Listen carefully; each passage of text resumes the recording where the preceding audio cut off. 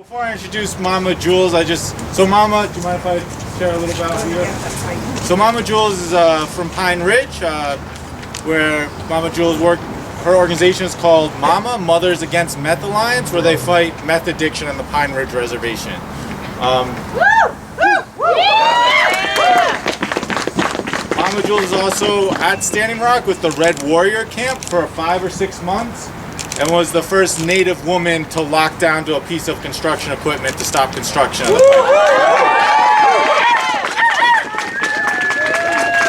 I just want to say how honored it is to have you here. You know, Mama and her crew are going on a speaking tour across the country, so how honored. And I know you have to run to Worcester in a little bit tonight. But I just want to share a little background of what happened maybe like an hour ago. So myself, Mama Jules, and Mama Jules' daughters, we came to the bank early, maybe 20 minutes before 5, to ask if we could go in and have a meeting and just to share why we're doing this demonstration and to share our ask. I was able to get through the bank. Mama Jules is going through the tourney door things, and the police pulled and stopped us from going in. So I just want to say that we gave this bank an opportunity to talk and to have negotiations, and we want to still get to that point, but that they disrespected us and wouldn't even let us into the building. So I just wanted to share that information before Mama Jules talk, and I just hope folks know, I think there's some other folks working on this as well, but we want to make this a sustained campaign against Citizens Bank and keep putting pressure on them, encourage people to close their bank accounts with this bank until they cut off their line of credit to that pipeline company. So with that, I'll just introduce Mama Jules.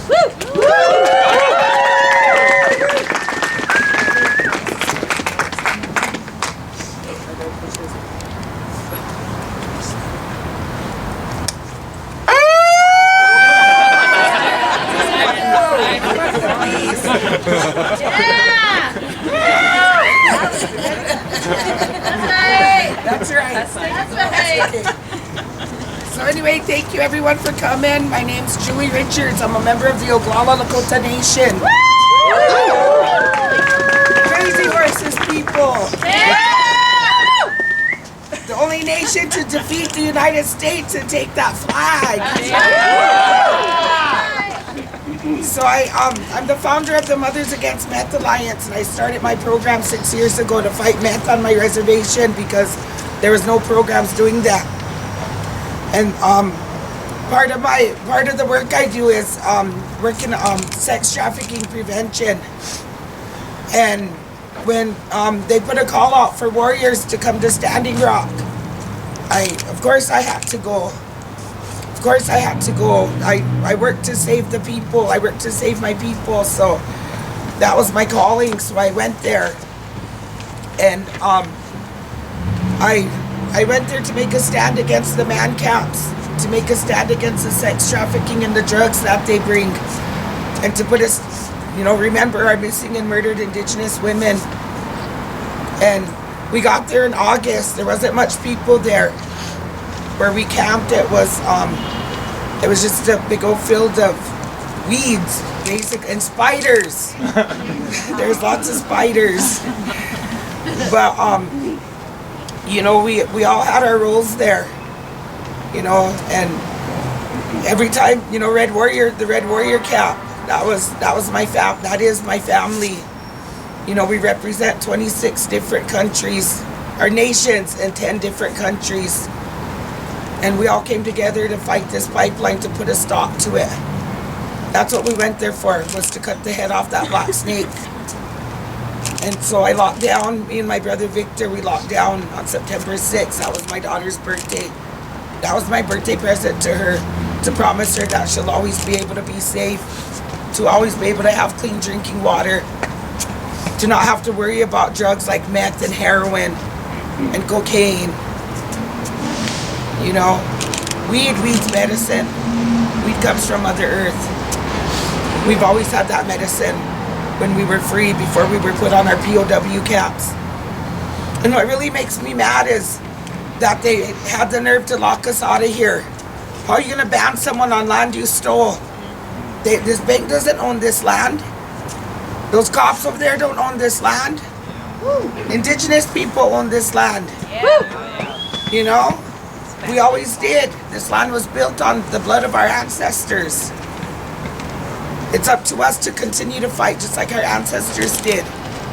We need to fight for our kids. We need to fight for our grandchildren 100 years down the road.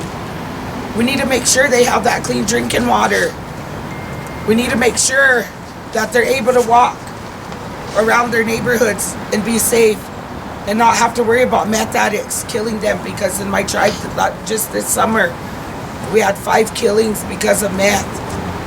3 of them were innocent victims, a 2-year-old, a 13-year-old, and a 19-year-old.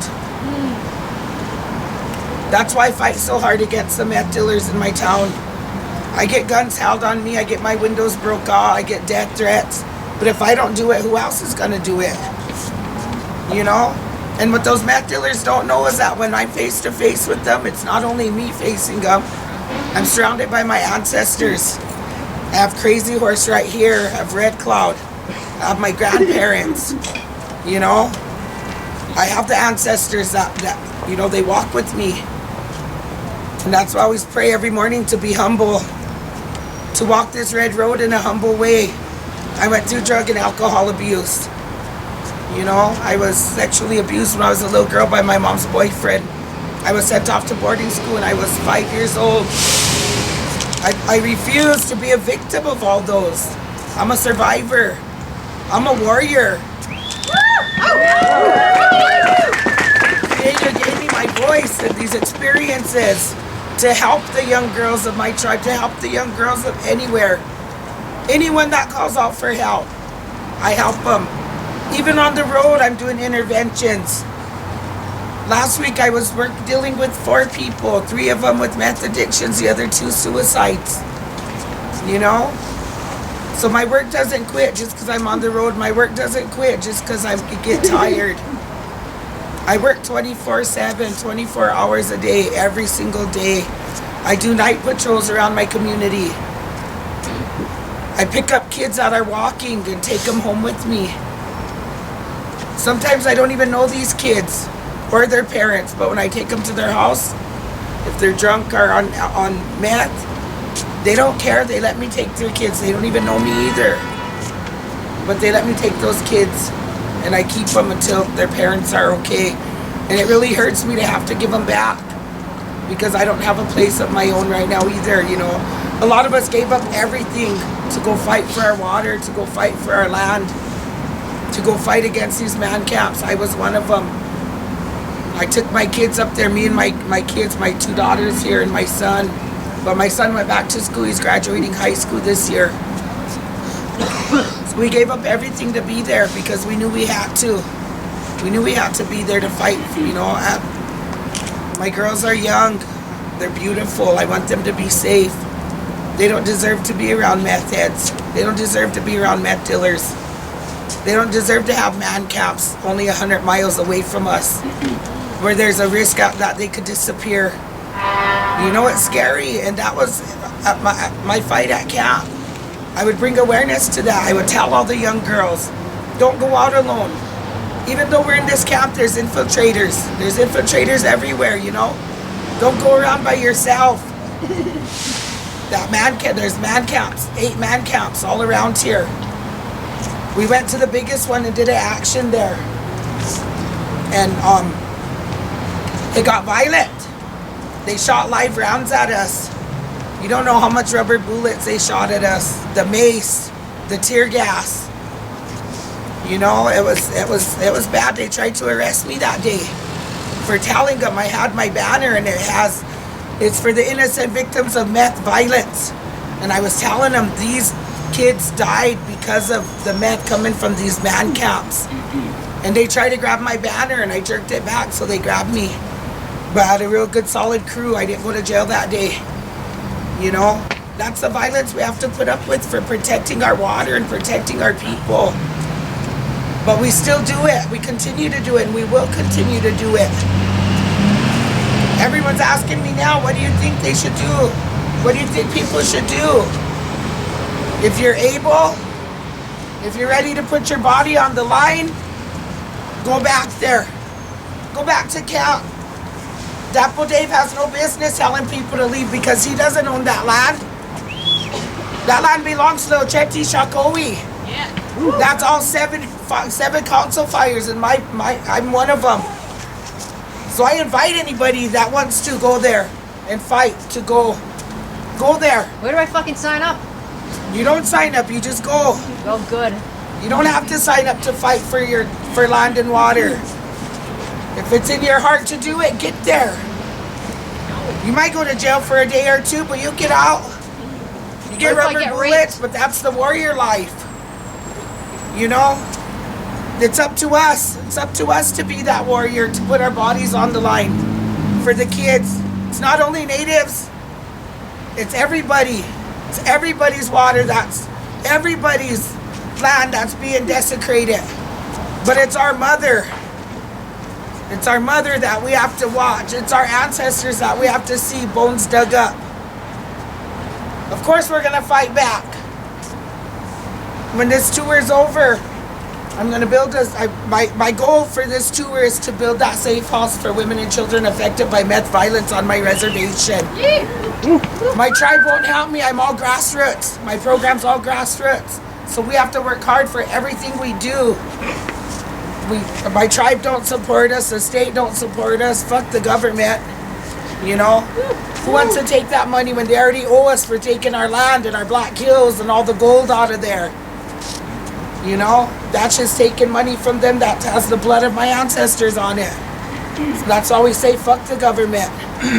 They said, well, they're gonna take your EBT away, your food stamps. I said, that's all right, I can live off the land, my ancestors did. Nobody fucking does anything. I'm sorry about my language. If nobody does nothing about Trump, we're all gonna have to live off the land. If you don't know how to hunt, you better learn or find a good native friend that will help you. Learn how to fish. It's time to learn to live off the land again, because I'm ready. I spent 6 months in Standing Rock, and that's what we did. We lived off the land, and it was awesome. I didn't even want to come back to colonization. I hate it. I hate the cities. We were in New York City and I about went crazy. I told my brother, I got to get out of here. I need to see nature. I need to be back in the woods. I need to be back in the wilderness. I need to be back with the wildlife, my family. I just want to say thank you to everybody that does support Standing Rock. It's not even a Standing Rock issue anymore. You know? Who wants to stand with Standing Rock when their chief sold out? Their president sold out. Stand with the Ocheti Shakowi. Let me get a black snake kill us. Ready? 1, 2, 3. Black snake kill us! Thank you guys for listening to me. I really appreciate it.